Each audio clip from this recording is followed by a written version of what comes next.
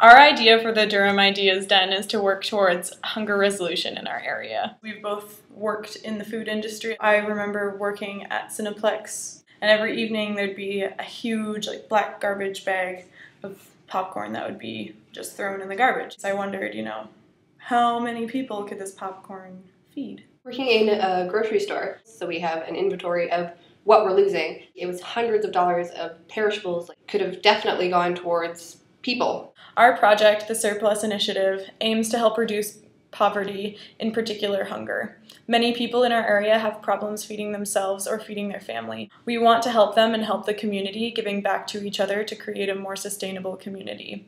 Feeding off of other initiatives in other areas of the world, we want to amalgamate a few successful programs to create an entirely new idea. We want to create a restaurant with a community-based support. We would go to businesses in the community, such as grocery stores and cafes, and get them to donate food such as perishable items.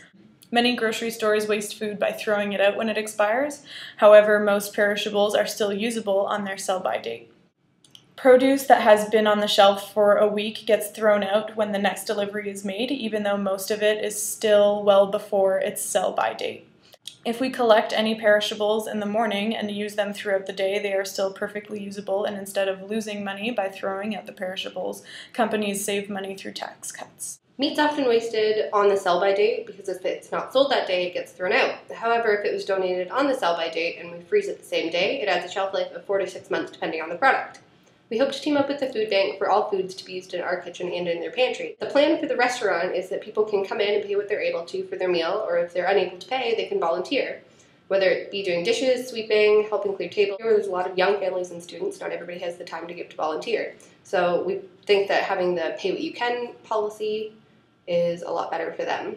All proceeds would go to any rent that we have or back into the community through our partner programs. For our venue, we would use either a church, a community hall, or anything like that. If we had to, we would be able to lease the space, hopefully through government grants.